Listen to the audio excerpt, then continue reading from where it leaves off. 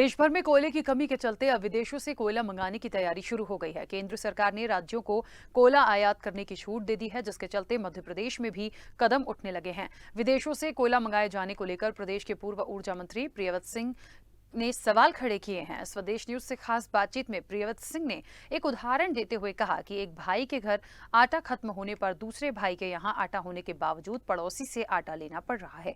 उन्होंने कहा कि कोयला हमारे देश में पर्याप्त है और सरकारी कंट्रोल में है, तो केंद्र और राज्य सरकार आपस में तालमेल करके क्यों नहीं कोयला उपलब्ध करा रही है। उन्होंने खास बातचीत में आरोप लगाया कि भाजपा के लोगों को फायदा पहुंचाने के लिए ये प्रयोग किए जा रहे हैं। पूर्व ऊर्जा मंत्री प्रियव्रत सिंह से खास बातचीत की हमारे संवाददाता मोहम्मद ताहिर खान ने।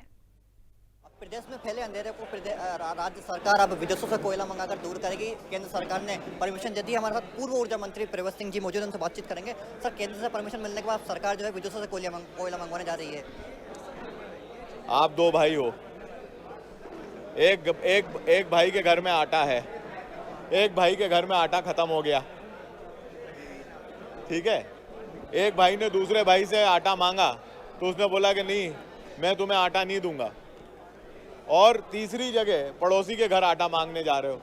भाई, जब कोयला आप हमारे देश में है और कोयला हमारे यहाँ सरकारी कंट्रोल में है, सरकारी सेक्टर का है, तो जब सरकारी सेक्टर का कोयला है तो केंद्र की भाजपा की सरकार और राज्य की भाजपा की सरकार क्यों नहीं तालमेल करके कोयला उपलब्ध करा देती है। पेमेंट तो आपको विदेश में भी करना पड़ेगा, पर विदेशी कोयला हमारे देश के उपलब्ध कोयले से ज़्यादा महंगा होता है और उसमें कहीं ना कहीं बंदरगाह मालिक को, ट्रांसपोर्टर को फायदा मिलता है, क्योंकि कहीं से आएगा कोयला, किसी बंदरगाह पे उतरेगा और उस बंदरगाह से किसी ना किसी ट्रक में रखाकर आपके प्लांट तक पहुंचेगा। तो ये जो बीच की कड़ी के जो लोग हैं, ये सब भाजपा के लोग हैं और इनको फायदा पहुंचाने के लिए ऐसी ये सब कूट रचना रची जा रही है। 1200 करोड़ रुपए का कोयला पहले चरण में मंगवाया जा रहा है, तो क्या लगता है इससे अंधेरा दूर होगा प्रदेश का?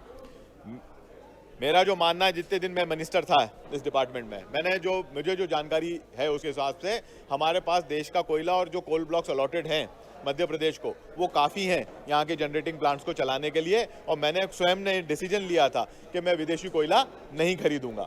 और ये पूर्व में दिसंबर 2018 के पूर्व में भी पहले भारतीय जनता पार्टी की सरकार खरीद चुकी है और 2 साल बाद में वापस भारतीय जनता पार्टी की सरकार इसी काम में लग गई है कि विदेश से कोयला, इनको विदेशियों का कोयला पसंद है। श्वेत पत्र जारी करने की आपने मांग की है सर? करना ही चाहिए और केंद्र सरकार को भी करना चाहिए, क्योंकि ये सिर्फ राज्य का इशू नहीं है, ये सेंट्रल इशू भी है। इतना कोयले में मिसमैनेजमेंट कैसे हुआ, दो सरकारी उपक्रमों के बीच में कैसे मिसमैनेजमेंट हुआ, इस बात के लिए श्वेत पत्र होना चाहिए। तो ये थे हमारे साथ प्रदेश के पूर्व ऊर्जा मंत्री प्रियव्रत सिंह, जिनका साफ तौर पर कहना है कि मध्य प्रदेश सरकार को अब बिजली संकट जो पैदा हो रहा है उसको लेकर श्वेत पत्र जारी करना चाहिए। कैमरा पर्सन सुजीत के साथ मोहम्मद ताहिर खान, स्वदेश न्यूज, भोपाल।